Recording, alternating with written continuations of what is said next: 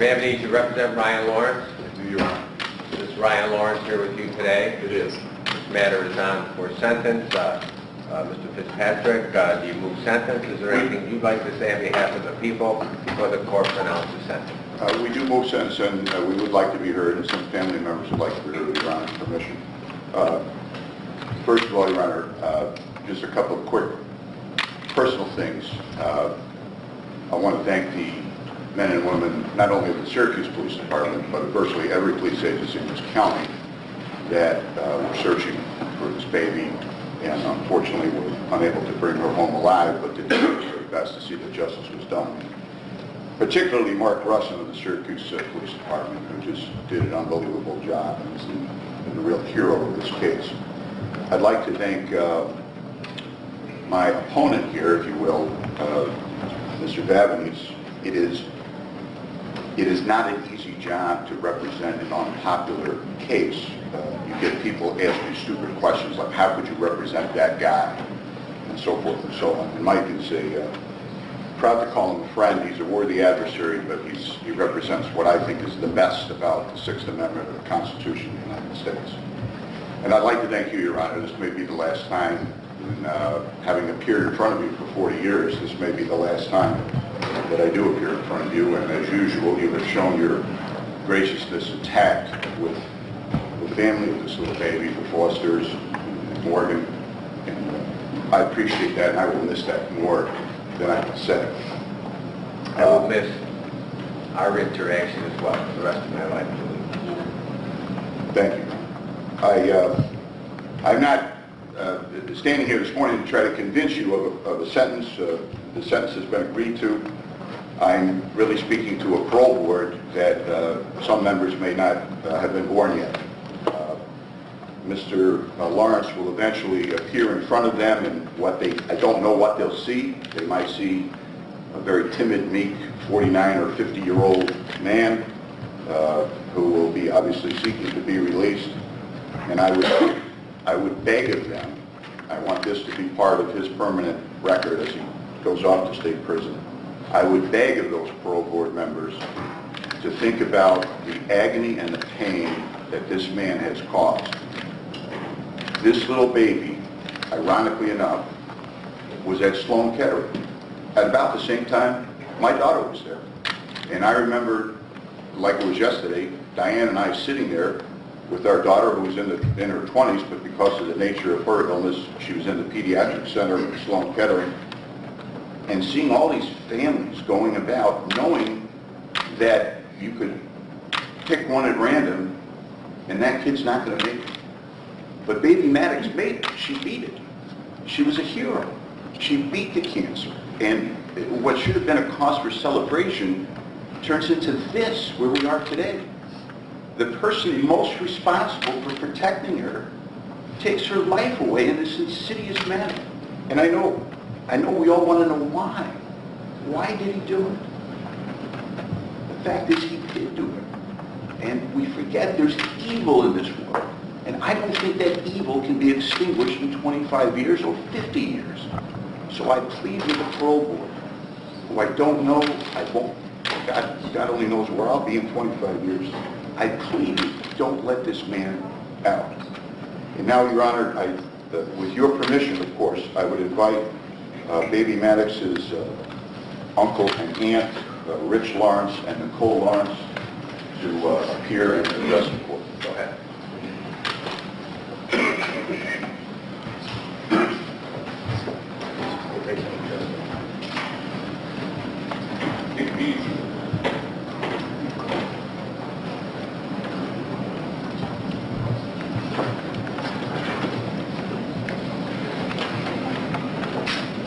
Good morning. For the record, if you would identify yourselves for the record. I'm Rich Lawrence. Good morning, Mr. Lawrence. Good morning. And if you would speak up so everyone can hear you.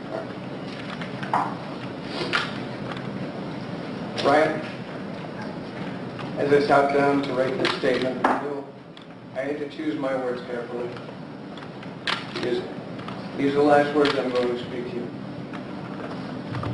I thought I was going to tell you that the brother I once knew is dead, and what's left is a stranger and a murderer. However, I know that is not true, and deep down, it's not what I actually believe. You are a stranger and you are a murderer. But you are also my brother. You didn't turn into someone else, you weren't possessed, and you weren't acting against your will. You are my brother, and you are 100% responsible for your own actions. As it turns out, the brother I thought you were never actually existed. Beyond your facade, and you had me fooled. You only truly opened up to me twice in our lives. I don't know if you remember. Once before Maddox was born, you called me from a dinner party. You were hiding in the bushes like the coward you proved yourself to be. All because you were too scared and weak to face your responsibilities. At the time, I thought you could be brave and to support a father. So I encouraged you to be that person. I told you that bravery is the act of doing the right thing, even when you're afraid to do it. I wanted you to pick yourself up and take responsibility for yourself and your family's future. The only other time you opened up to me was long before the first, during our trip to Anguilla to honor Mom. You broke down and told me the only reason you hadn't run away since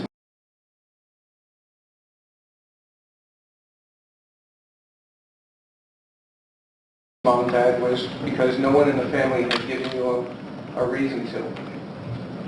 You said we were too good to you. I now realize how right you were. We never did anything but encourage you in whatever plan for your future you came up with, no matter how ridiculous it was. And you had a lot of them.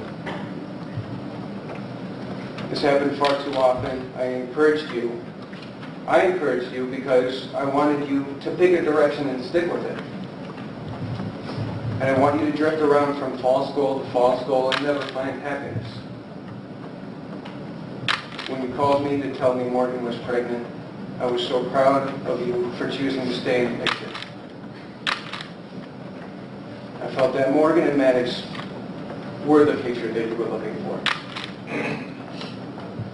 I was wrong. I didn't know what was going on behind the curtain. I speak to you now as the father of a little girl. If the love of your child doesn't provide a bright enough future for you, nothing ever will. Maddox loved you. She trusted you. And she followed you into those woods. She was punished because of your weakness.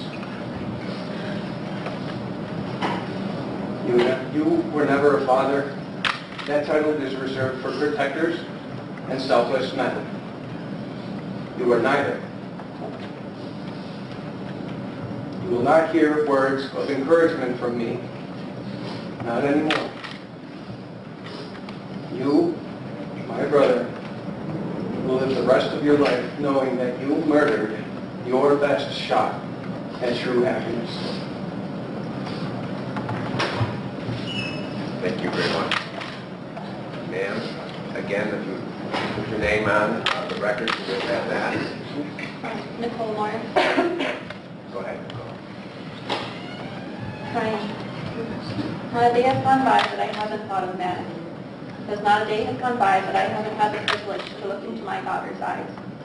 She started out 2 months younger than Maddox and will now be forever older while Maddox is frozen in time.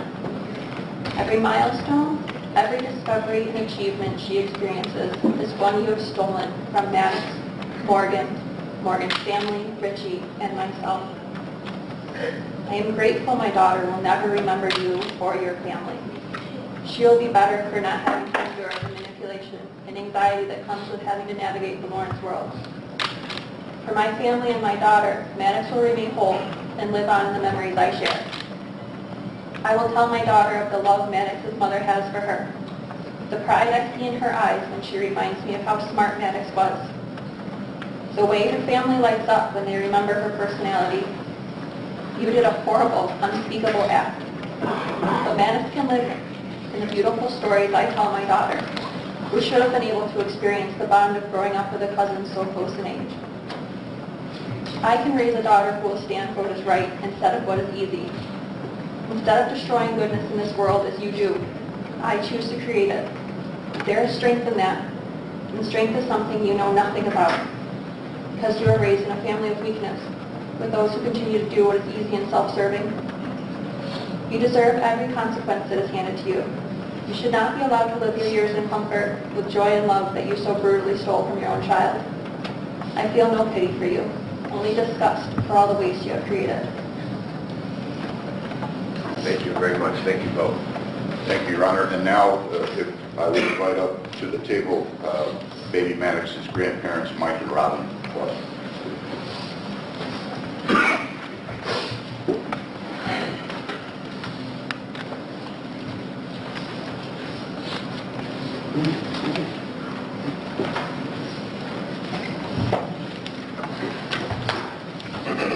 Good morning to the both. Good morning. And again, for the record, would you please state your name? Robin Forster. Ms. Foster, if you would speak up so we all can hear you, all right? Take your time. For 27 years, I've been a wife and a stay-at-home mother of 4 daughters. I'm the mother of Morgan Lawrence. I've also had the privilege of being a grandmother for the past 3.5 years. Maddox Mary Lawrence was my only granddaughter. My life has always revolved around my family, and I love the life that I made with my husband and my children. We have a very large, loving family and some wonderful close friends, and we always welcome new people into our family, and we love them. Ryan was welcomed with open arms and loved and supported by all of us. I care for Ryan deeply, and I was praying for him regularly. He seemed genuinely loving towards Maddox and Morgan. I supported and encouraged him. When Ryan and Maddox were missing, the police asked me my opinion of Ryan's relationship with Maddox. I was insistent that he loved and adored her and would never harm her. Everyone who's seen them together believes the same thing. The fact that he can deceive so many people proves that he should never be trusted. When I found out what Ryan did to Maddox, my whole world was turned upside down. I cannot describe the amount of grief and loss that I felt, and I'm still feeling. The feeling of being helpless was overwhelming. I didn't even know how to comfort my own daughter. I couldn't fix anything or make it better for her. I began to seriously question my judgment.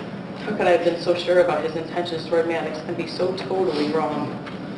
What about the other judgments I've made? Were they wrong too? I felt that if I had better judgment, I could have protected my daughter and my granddaughter.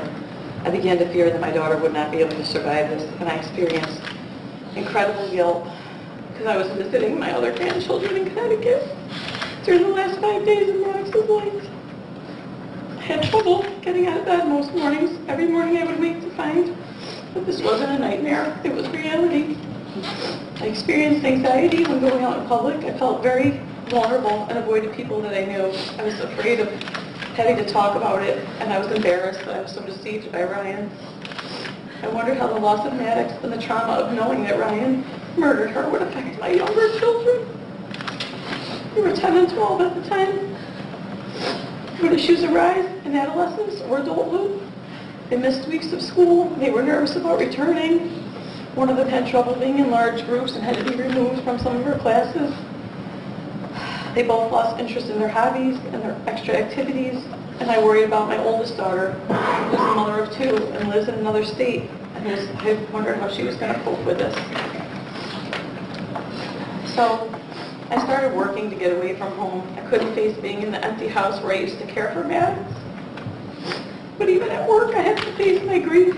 I met many grandparents who want to talk about their grandchildren.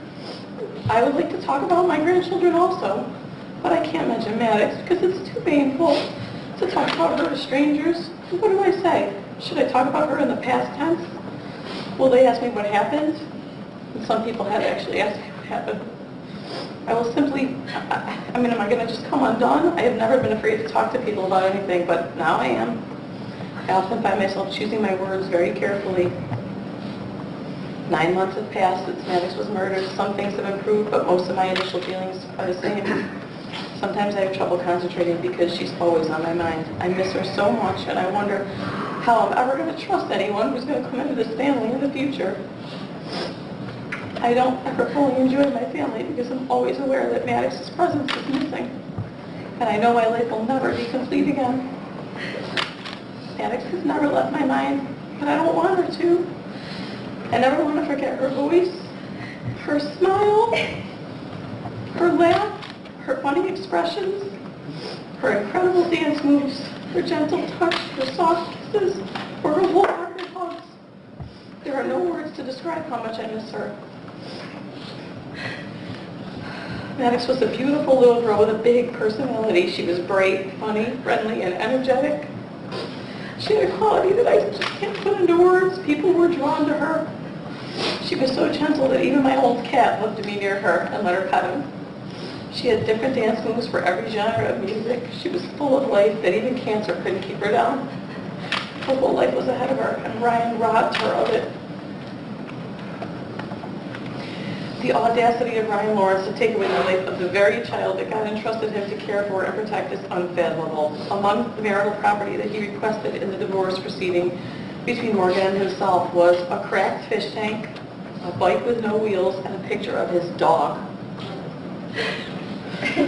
These are the things of value and importance to him. Was Maddox ever important to you? I will never understand why. I know that nothing can bring Maddox back to us or make things better for Morgan. I only ask that Ryan Lawrence be punished to the full extent of the law for the horrific crime he committed against his own daughter and the effect that it has left on Morgan. A person as deceitful and callous should never be allowed into society unless they have the opportunity to harm anyone ever again.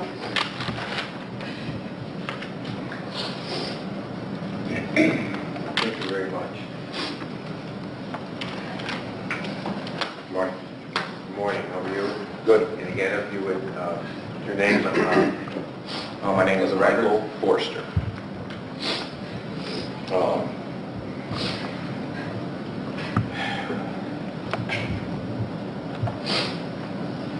So, I'm the proud father of Morgan Lawrence.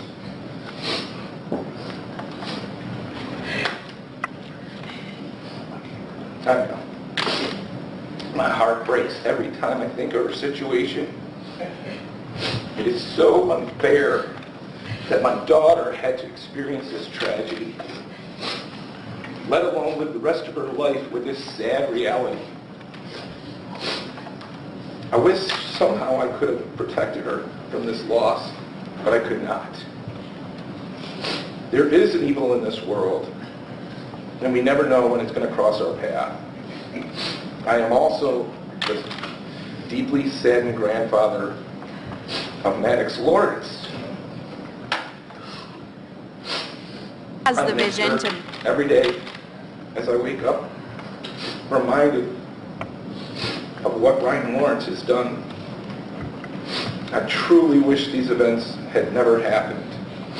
I wish somehow I could erase them. I wish Maddox was with us. Thank you, hon.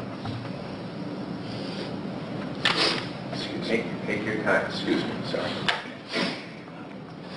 In February of 2016, I spent what would be the final weekend of my granddaughter's life with her, her parents, my wife and daughters Gabrielle and Olivia, and at my oldest daughter's house, Ashley, in Connecticut, with her husband David, and their two sons Zachary and Aiden.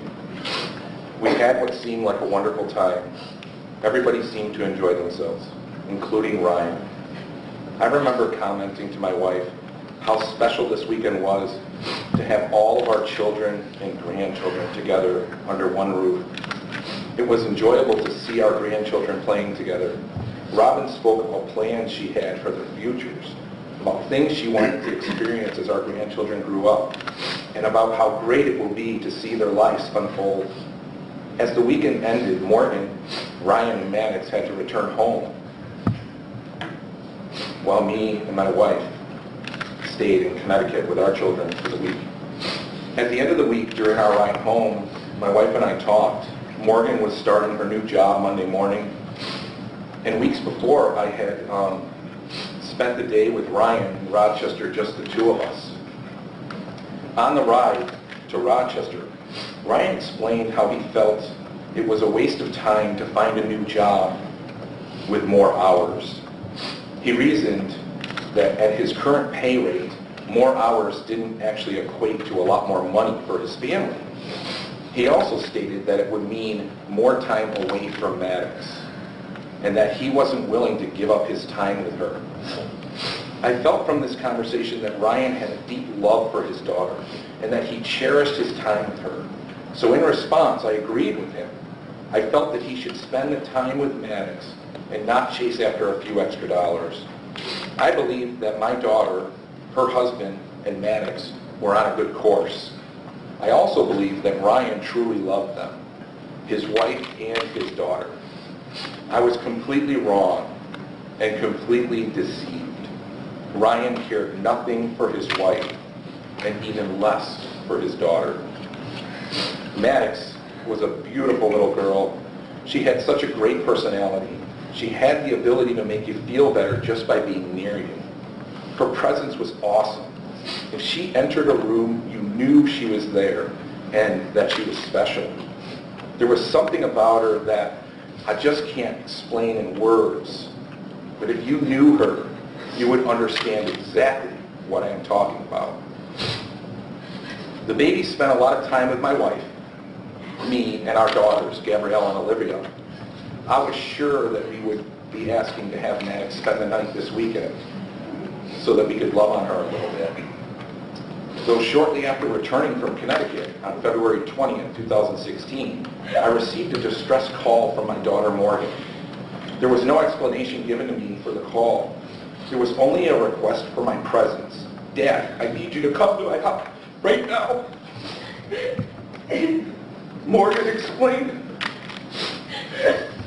I confirmed that I was on my way, and I went immediately to help my daughter. Arriving at her apartment, I entered to see my daughter totally stressed out, and a police officer speaking to her. Our lives were instantly turned upside down. Ryan was gone, and we had no way to contact him. He left the impression that Maddox would be gone as well, and that Morgan most likely would never see her again. Our nightmare had started. We sat together waiting and wondering where Maddox was and how Ryan could do this. Hour after hour, we just waited, continually answering questions from police while Morgan replayed the events of the night to each new officer she met. Waiting with Morgan and seeing her grief was gut-wrenching. The thoughts that ran through my mind were stifling. Thoughts of my defenseless granddaughter, this beautiful 21-month-old baby, who was now in an unfamiliar place. I had questions. Was she with strangers? How was she being treated? Was she safe? How scared was she? And then I just wanted her back in my arms. I wanted her reunited with her mother. I wanted her to feel safe and loved again. I wanted her home. I was confused and scared that I might never see my granddaughter again. Morgan, Nikki, and I waited Saturday night into Sunday morning together in Morgan's apartment, waiting and waiting for some answers, anticipating news that they found Maddox and that she is safe. However, our anticipation often gave way to uncomfortable silence while we sat there receiving no answers. This caused us to discuss many different scenarios of what could have happened and where they might be. We started to speak of hope. We started to trust that we would see her again. We started to believe that Maddox and Ryan would be found, still having no idea what to expect. This roller coaster ride of emotions was somehow debilitating. We couldn't sleep, we couldn't eat. We desired nothing other than Maddox back in Morgan's arms. Sunday, Monday, and Tuesday, my daughter Morgan, my wife Robin and I spent most of our time at the Public Safety Building. We spoke with detectives and other law enforcement personnel. Morgan was replaying the events over and over as she answered questions for the authorities. We still didn't know what to expect. We just waited together, supporting each other. We hoped each time a detective entered the room, we would receive the news that they found Maddox and she was fine. However, visit after visit only produced more questions, no answers. Then, sometime on Monday, we received news that Ryan was found and in custody. Our hope immediately rose up. "Where's the baby?" Morgan asked. Our hope was immediately stifled. They didn't have Maddox, only Ryan. Panic set through our minds. Where is she? Is she okay? Does someone have her? Is she alone? It was February. The high temperature that day was 30 degrees.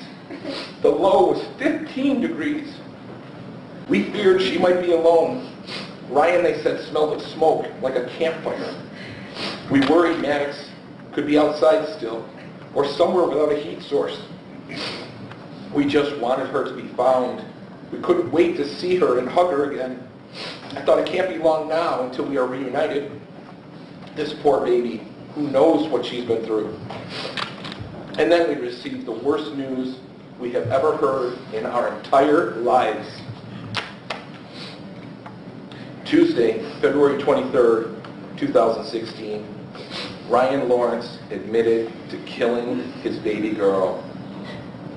I cannot fathom how a father is able to take the life of their own child.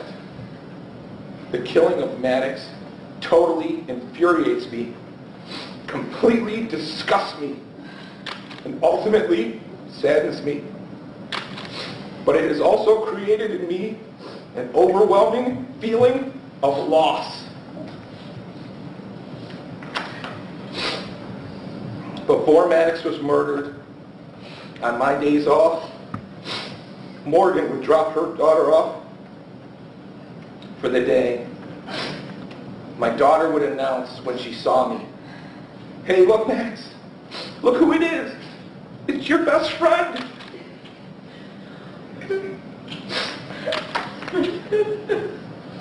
I would feel so honored.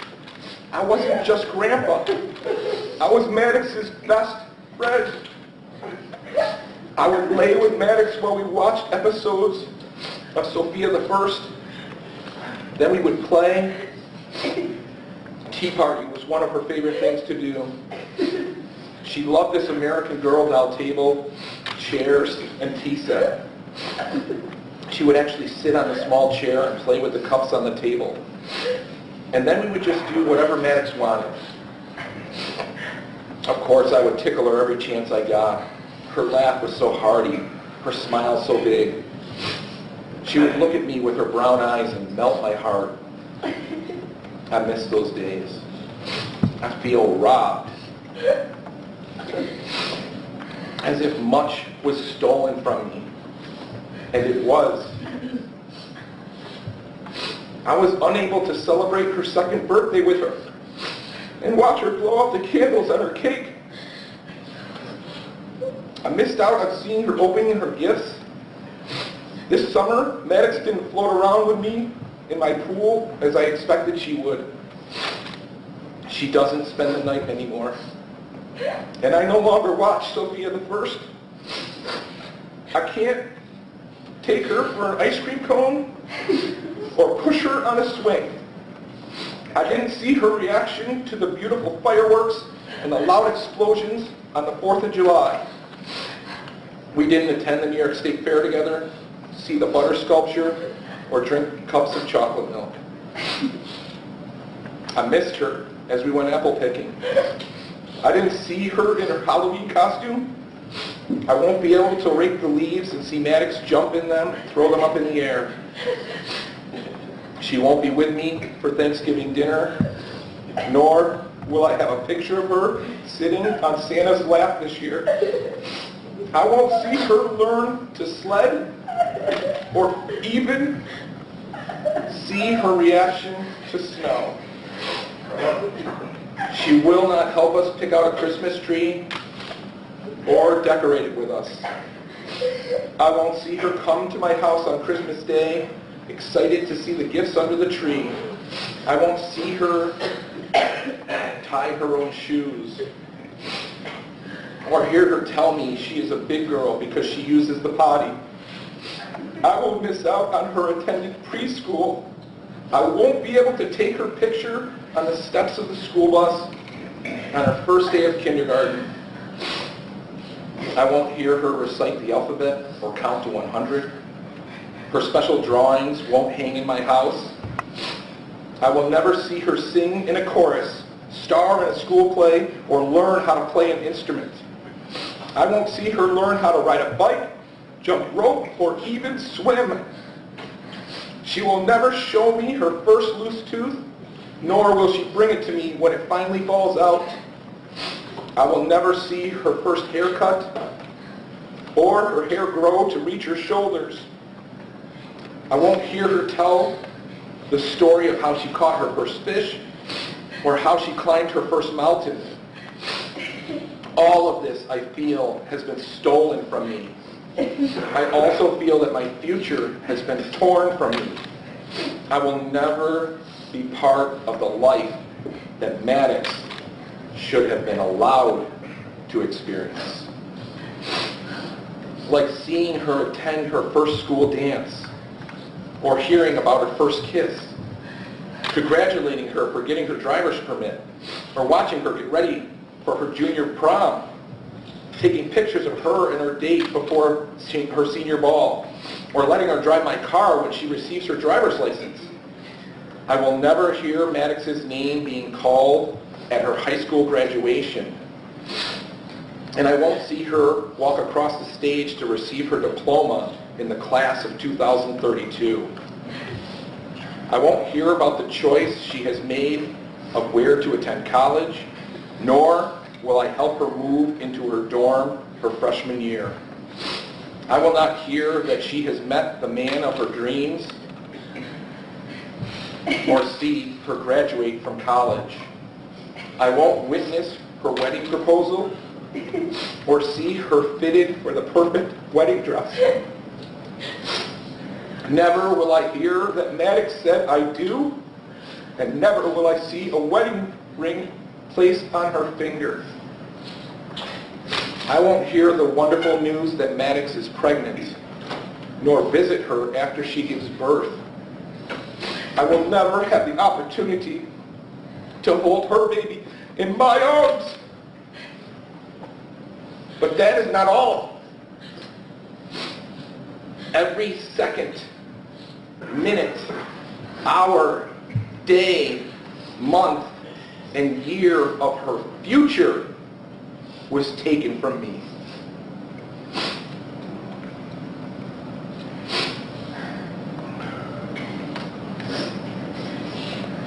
Actually,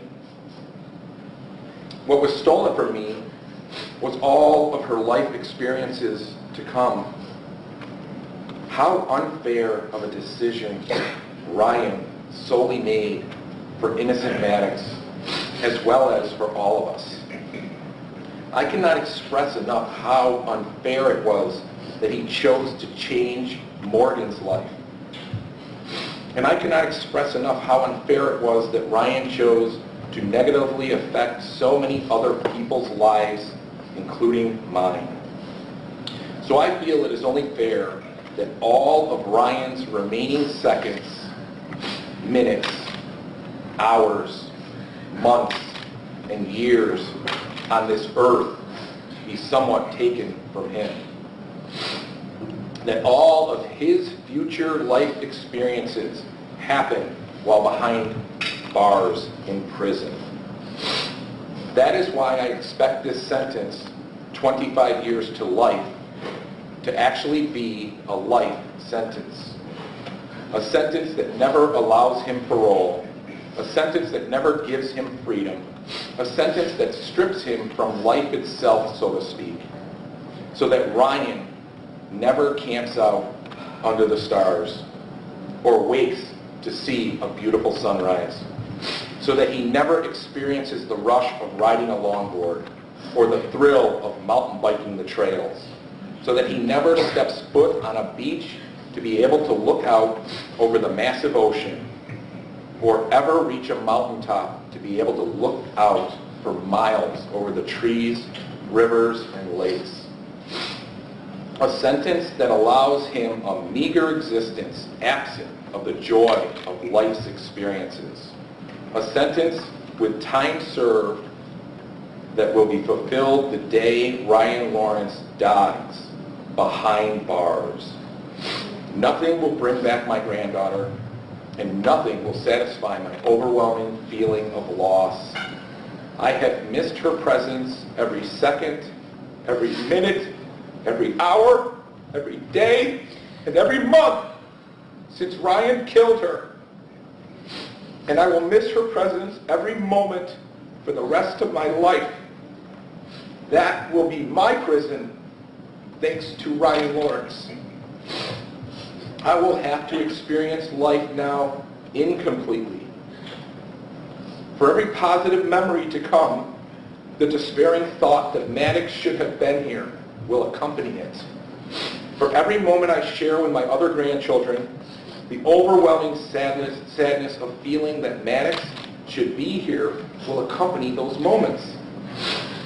For every milestone of their lives that I experience, I will have missed out on a milestone of Maddox's life that she should have had the right to experience. But now she doesn't, because Ryan Lawrence decided to make a final decision for her and everyone involved. Her life was ended for reasons I will never understand, nor do I want to. Instead, I will celebrate my granddaughter by remembering her. I will cherish the time I had, short as it may have been. I will treasure the moments she spent with me and know that in these short 21 months that Maddox has managed to imprint herself upon me. I love my granddaughter with all of my heart. She will never be forgotten.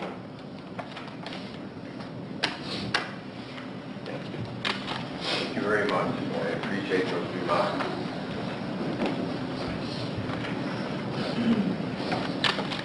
In Your Honor, with the court's permission, the final person to address the court is baby Maddox's mom, Morgan.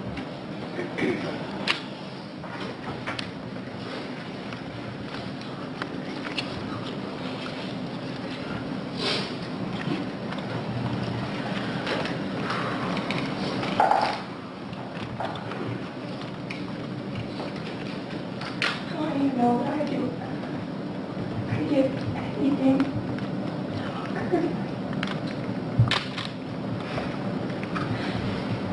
I just think it's so cowardice. At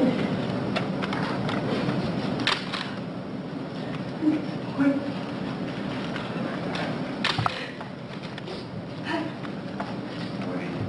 Take your time. I know this is tremendously difficult for all of you. Take a deep breath. Go ahead.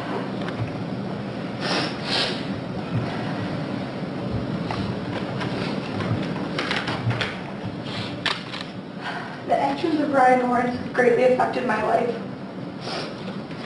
I've been forced against my will out of motherhood. I've been robbed of my livelihood and my most valuable possession.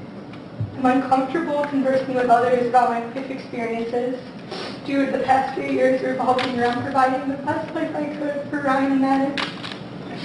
I've lost my home. I've lost my job. I've lost many people I consider family. And I'm talking about your family because of your actions.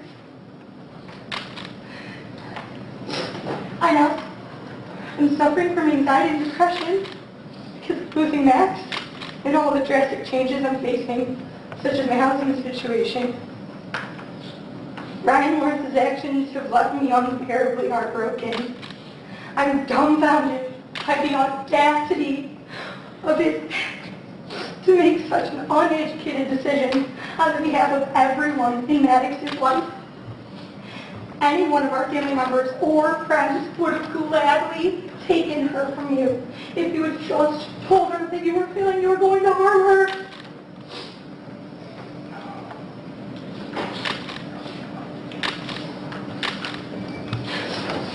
Okay.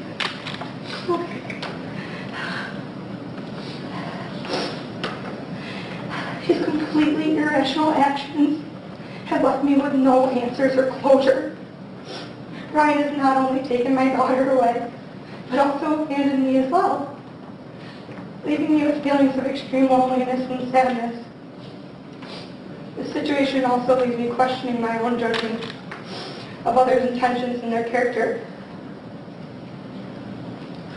Burying my daughter alone was the single most howling experience I've ever endured. Knowing that her death was at the hands of the man that I once loved and trusted with our lives shakes me to the core because of what Ryan has done. I can never again be sure that I know someone for who they truly are. Ryan Lawrence's actions have affected the lives of others as well. Maddox was loved by everyone she met. She was strong and inspiring. She's missed greatly by everyone who knew her. And those who were very close to her, such as our family, are heartbroken and outraged. 3 of Maddox's aunts are my own sisters. 2 of them spent nearly every day with her. And they're both under the age of 13. They're children. They should have never been subjected to this type of pain and heart and violence. This situation wears on them during everyday life, ranging from personal pain to comments other children make at school about me.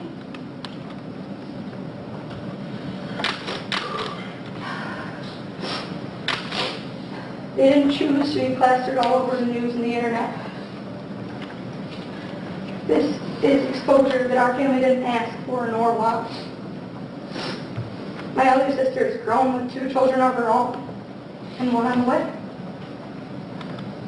It's a girl. As she watches her children grow, she wonders the same things I do.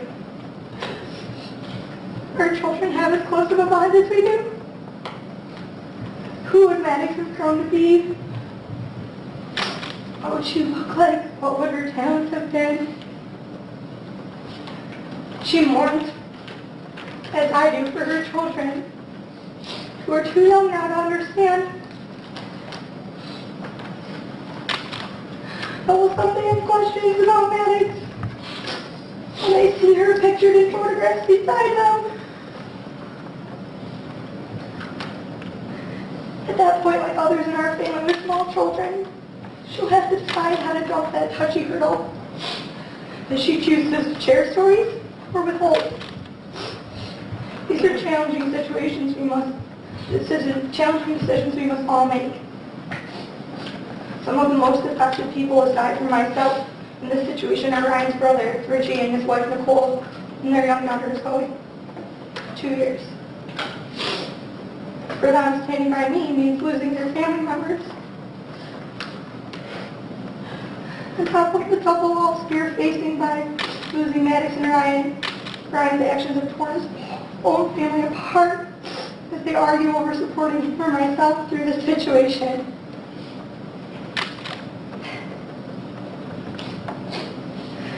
Finally, the local community has been greatly shaken by Ryan's actions. They've done everything in their power, from searching for Maddox while she was missing, to building memorials and helping me rebuild my life. Ryan Lawrence's actions have affected my financial situation as well.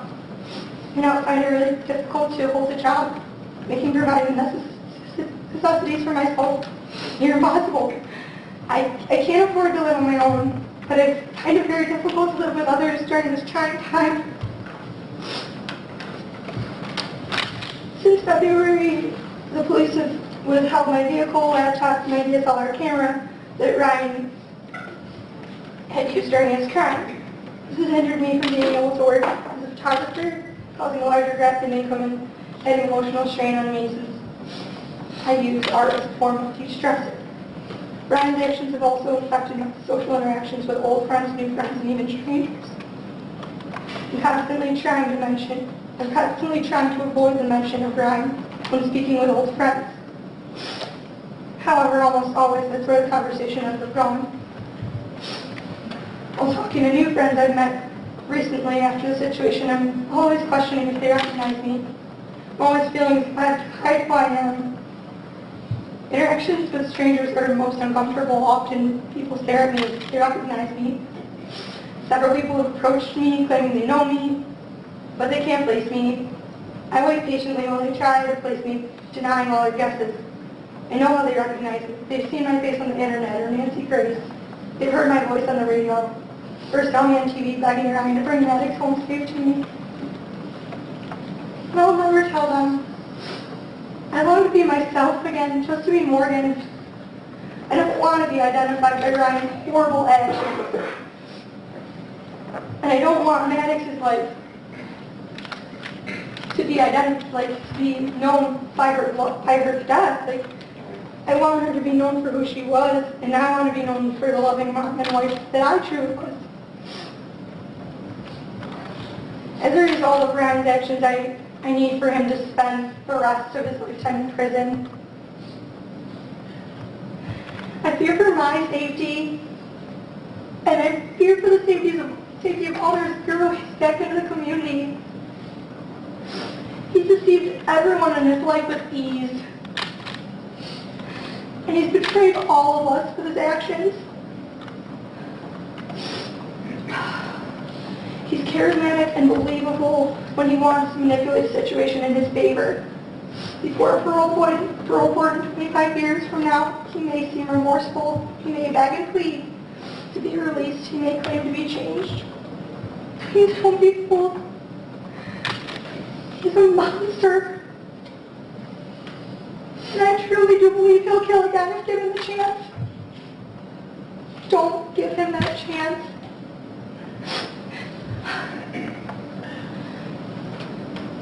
This is the most horrible thing I've ever endured in my life.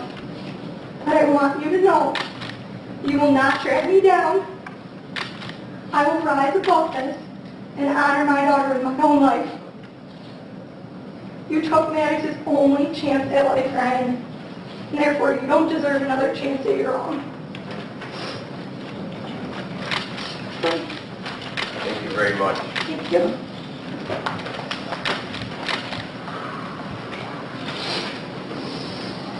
Once again, Your Honor, the people will sentence.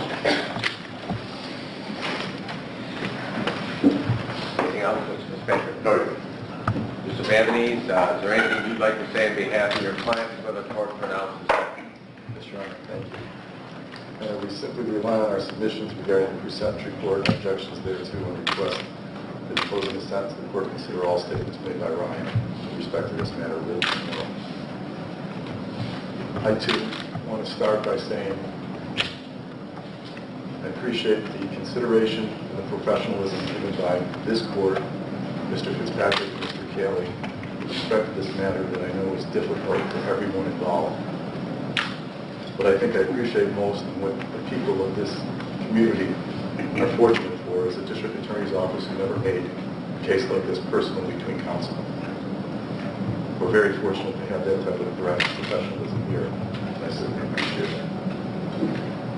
As his attorney has set forth in the pre-sentencing memorandums that we submitted, we asked that the court make a permanent part of his record.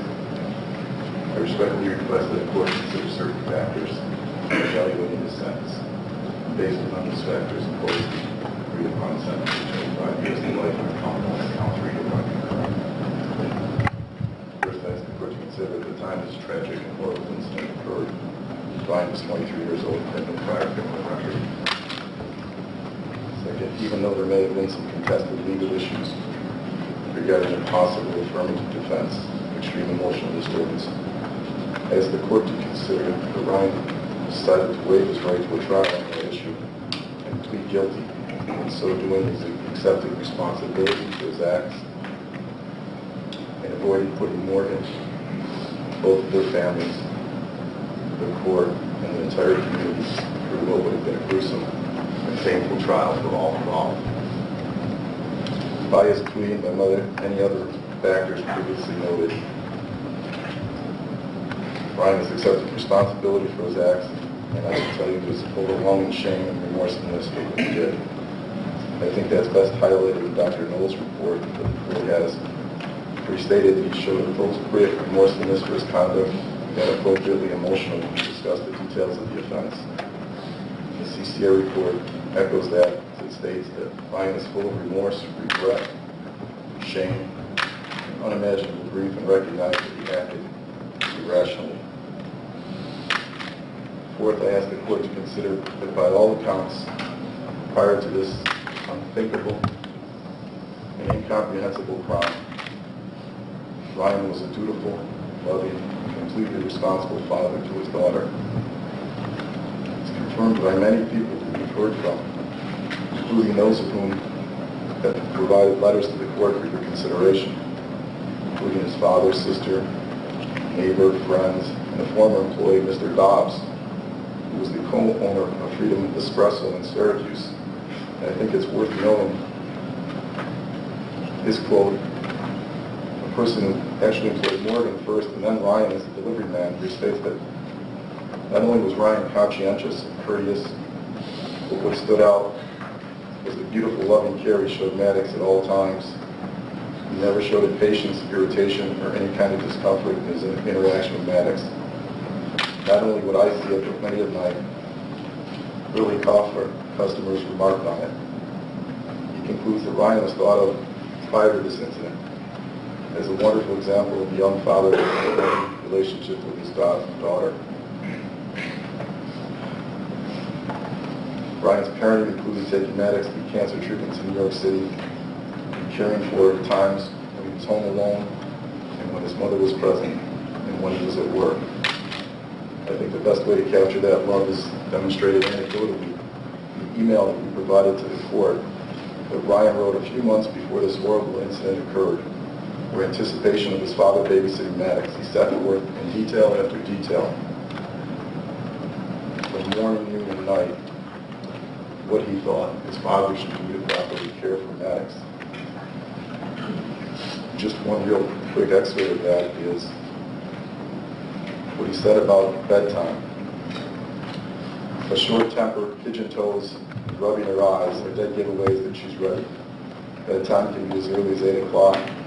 She loves books, but rarely she'd read one to its entirety. Give her a warm bottle, 6 to 7 ounces to satisfy with a touch of honey. And that details that throughout. And I think that email details, Your Honor, what is so utterly perplexing to me in so many levels of this case, because it's incomprehensible that this tragic act could come from a father who showed that kind of care prior to this incident.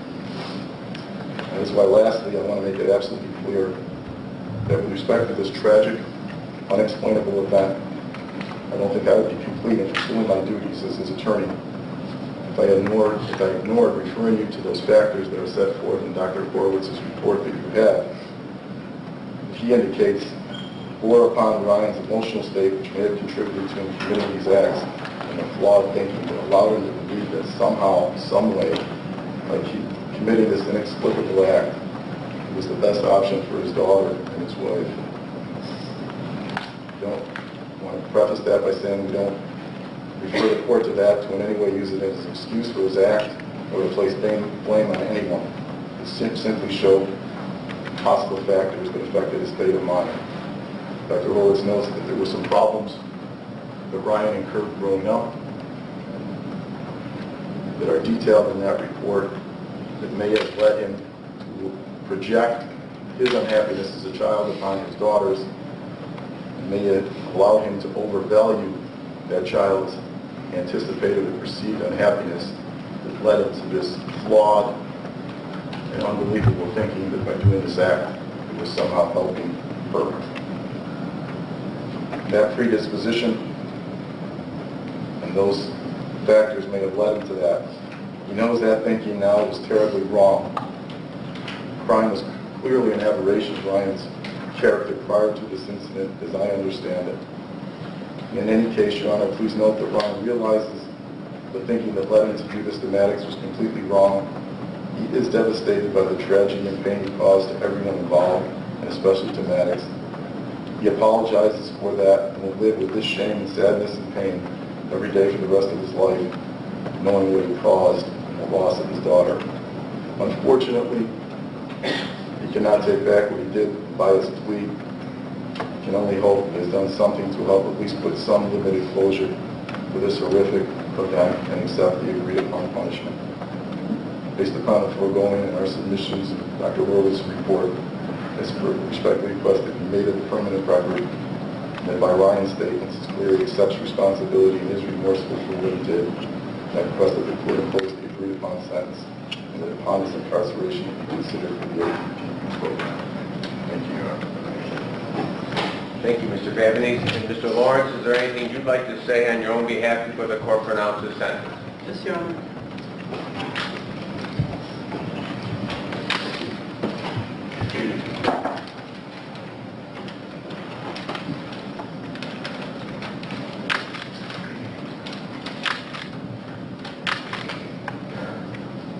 It's incredibly hard to talk about this for many reasons, and even harder to find the words to explain such a horrible crime. It's with all of my heart that I convey my sincerest apology to everyone for taking Maddox from her family and everyone who loved her. I'm also utterly sorry for denying Maddox her chance at life. I can't expect your forgiveness, but I tell you now that the sorrow I feel for what I've done is complete and comes from the deepest depths of my being.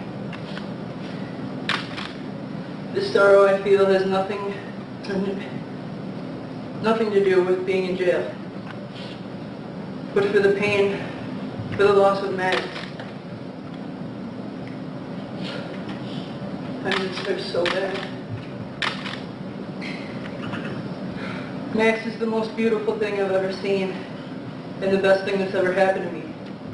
I'd say that to her all the time, and to anyone else who'd listen. It was amazing to have her everywhere I went, including all the times I brought her to work with me. When our baby was diagnosed with cancer, we were in shock, but hopeful that the doctors in New York City would cure her, as indeed they did. Even after enduring countless overnight trips to the hospital and fruitless attempts at soothing a baby who couldn't possibly understand why she couldn't eat for hours before invasive treatment procedures, the threat of her cancer returning was very real. Our work schedules were arranged so that one of us was always with the baby, but there was very little time for the three of us together, nor enough money for a sitter or much of anything else. Still, we treated her and fed her better than we did ourselves, and loved her far more than anything else we've ever known. In no way can I justify my actions, and there is no one to blame but myself. There is no good explanation for such a horrendous crime, and regret is too simple a term to describe what I feel. What I can say is I've never felt such strong emotions towards anything in my life than my ever-growing and unconditional love for Maddox, and now I'm completely distraught by overwhelming grief and anguish for what I've done. I was never jealous of my daughter. Both our families know I love Maddox. If anything, I only wanted more for her. Max was always at the top of my list, and is constantly, to this day, the focal point of my thoughts and actions since she first came into my life. I'll never overcome this feeling of loss, but I will spend the rest of my life trying to figure out how I got to such a dark, irrational state. She was my life's purpose, and making her happy was my job. Such strong feelings of love, however, brought equally strong feelings of fear and uncertainty when it came to my responsibility for her happiness. Although I blame no one else for my acts, as the pressures to give her the perfect life built up, I also struggled against relentless waves of negative emotions every day, bearing witness to the pain and sadness in many of my wife and daughter's interactions. Yet no reason and no psychological diagnosis seemed plausible to me to have made me commit this act against my very nature, taking the one thing I love most. This Easter, my father, weeping, asked me what I was thinking. In despair, I gave him the only answer I could. Don't. Although these pressures led me to this unthinkable act, I cannot now make sense of what I did. There's no valid reason for why our daughter Maddox had to die. Not a second goes by when I don't wish I could take back what I did, and that Maddox would still be alive. I pray all the time that she's in a better place and that God and my mother are watching over her. To Morgan and all of those who loved her, I hope that from my plea and acceptance of responsibility, you can find at least some measure of closure from the pain I inflicted. This was and is, without question, the worst act I will ever commit. I recognize that no one but myself can be blamed for this atrocity, and I will always be traumatized knowing I'm responsible for such incomprehensible actions. Although I accept this punishment, nothing can be worse. Nothing can be worse than my own despair at the loss of Maddox, and I regret that I'm not alone in that feeling. I love my daughter with all my heart. The only thing that can match my love and loss of her now is the dreadful pain and remorse I feel for committing such a terribly terrible crime. I'm sorry. I know I can never be sorry enough.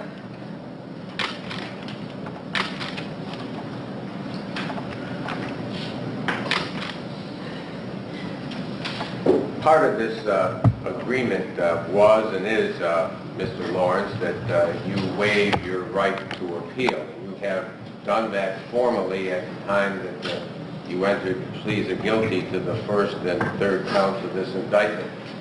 And again, I want to reiterate for the record, you understand that in addition to the rights that you have waived when you entered your pleas of guilty in this case, there are additional rights that you can assert on appeal, and you are hereby waiving the assertion of those additional rights upon an appeal. Is that correct? That's correct, Your Honor. Do you hereby waive your right to appeal?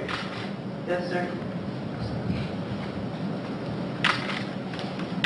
It's very difficult for this court or for any court to make remarks following such sensitive, emotional, caring, and loving remarks made by the family.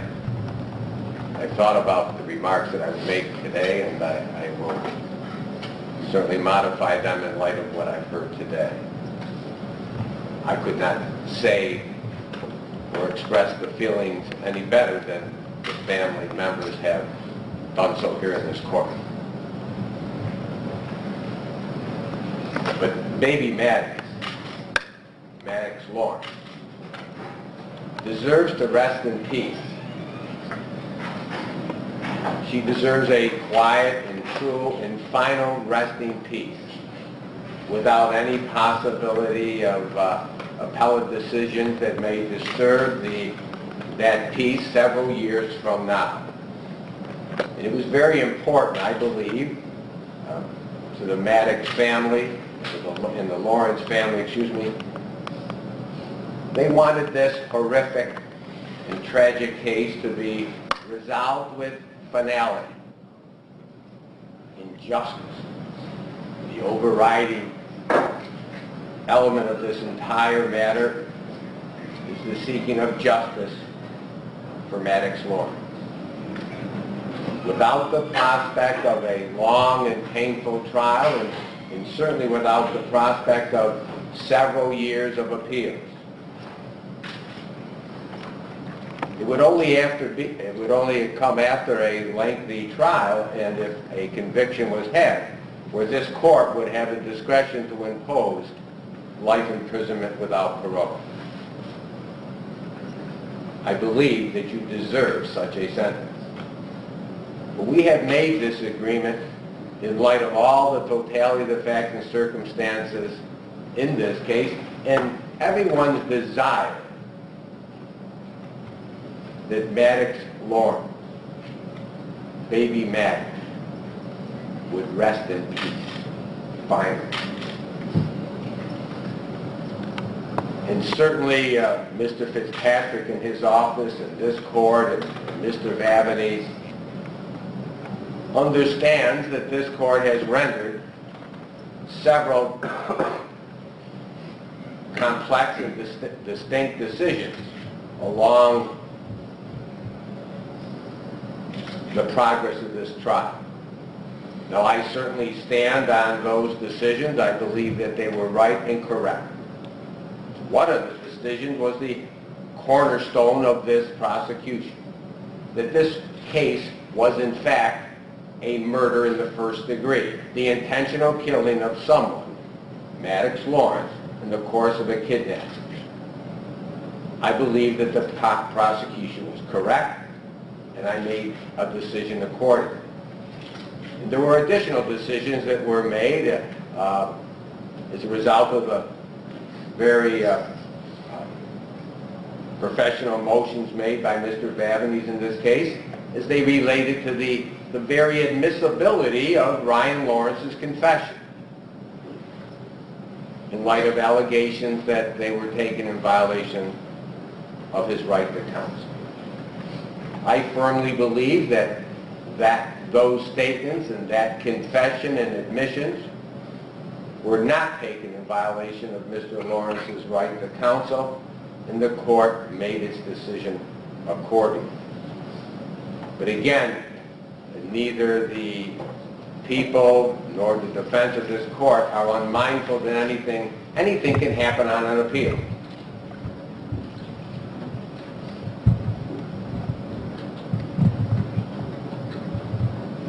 And that's why I want to reemphasize this morning that Ryan Lawrence has waived any and all right to appeal. And it is all of our beliefs, from the depths of our hearts, that Maddox Lawrence will rest in peace. This agreement and sentence gives Maddox Lawrence a final resting place. She will rest in peace. And obviously her feelings of love from the family will live on forever.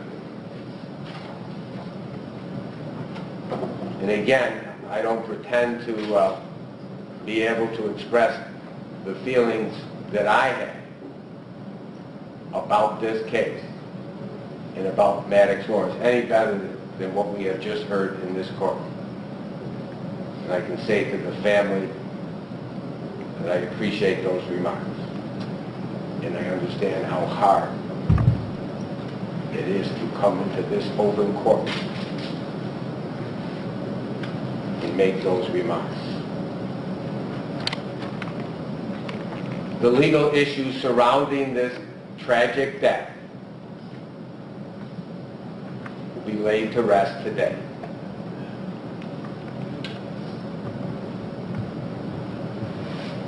Ryan Lawrence, you took this bright, spirited, beautiful, innocent child from her family and her friends. Children are not supposed to die before their parents. This is not the natural course of events in our lives that we expect. And in this case, for what purpose? I read all the reports that have been submitted to the court in letters and all of that. But the overriding question, what was the purpose? What was the purpose in taking this beautiful child's life? There is none. There is no reason.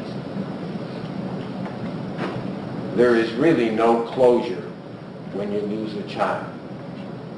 And when thinking of my sentencing remarks today, in this case, I recall two other tragic cases that Mr. Fitzpatrick prosecuted in this very courtroom in front of this judge.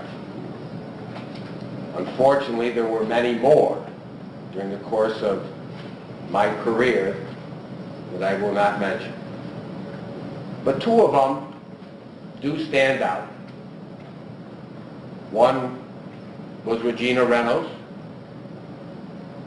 It was a cold case file that the DA's office prosecuted several years ago. And at that time, it was over 25 years old.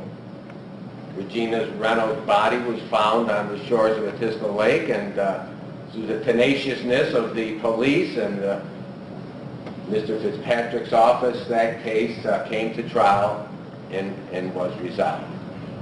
And I believe a few years ago, the defendant in that case that I sentenced to 25 to life died in prison. There was another case that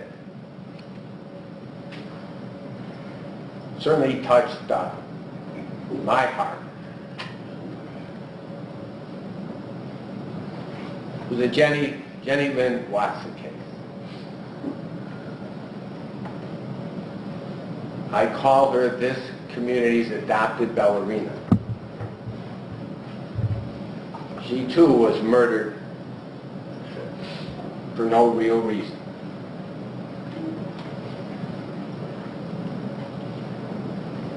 And as we see here today, the families that have members that have spoken, and I'm sure there's other family members out there with the same feelings and friends, it is clear that this family believes in life. They believe in love. They believe in the overriding principle of trust and faith.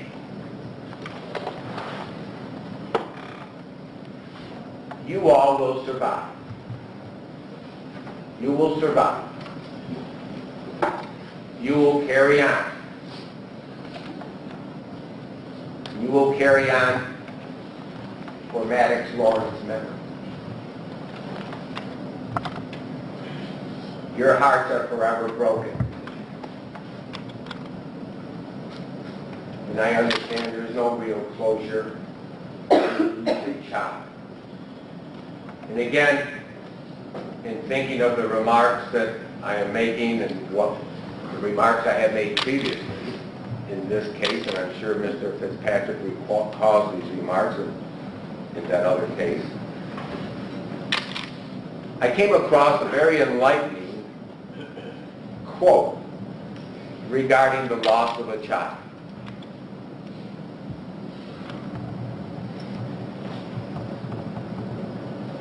These will probably be one of the last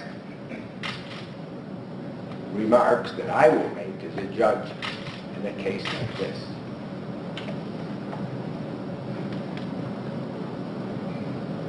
That quote goes like this: a wife who loses a husband is called a widow. A husband who loses a wife is called a widower. And a child who loses his parent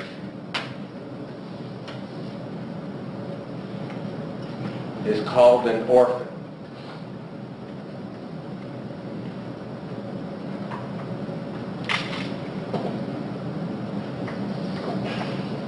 You know, Mr. Lawrence, there is no term. There is no term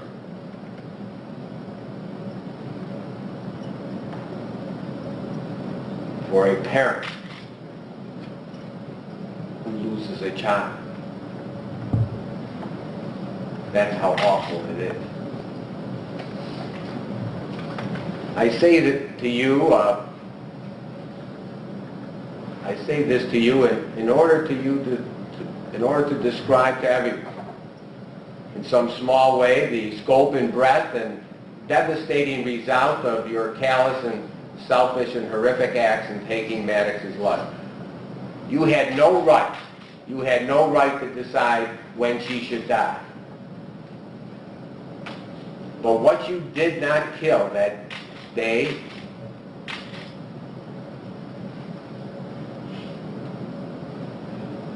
could not be killed. And what you did not kill was the love in the hearts of so many relatives and friends. That love in their hearts will live forever. Maddox Lawrence, baby Maddox, as she has been commonly referred to, became what I call a hero in this community.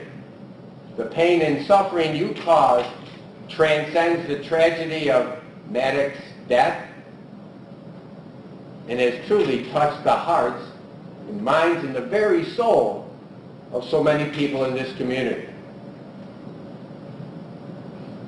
This community has truly felt a personal sense of loss by her death.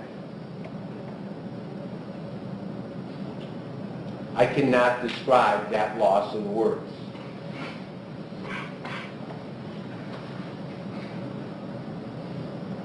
You didn't know her,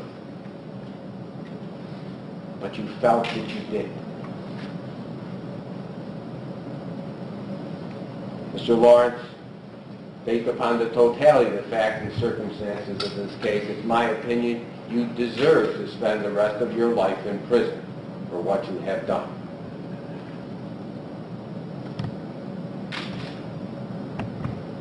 Well, I may not be around in 25 years from now. If I am, I will be asked for my opinion, and I will give it in terms of your parole. However, if I'm not, my words are in this record, and my expressed opinions regarding your punishment will live on. It is the sentence and judgment of this court that, based upon your plea of guilty to murder in the first degree, as charged in the first count of this indictment, that you be sentenced to the maximum sentence of life imprisonment with a minimum of 25 years. Relative to your plea of guilty to murder in the second degree as charged in the third count of this indictment, it is the sentence and judgment of this court that you receive the maximum sentence of life imprisonment with a minimum of 25 years. By law, these sentences must run concurrently with each other. Surcharge? $325 mandatory surcharge and a $50 DNA fee. Very good. And for the record, I want to thank Mr. Fitzpatrick, Mr. Calley,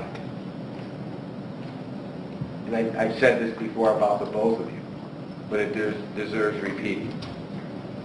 Both of you have lived up to the highest standards that I can expect from prosecutors in this community, and I appreciate it. And Mr. Vavanese, you have fought hard in this case. You have fought as professionally as any lawyer that I have had come before me.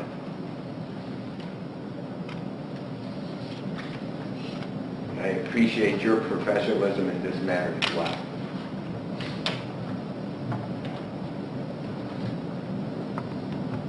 Thank you both.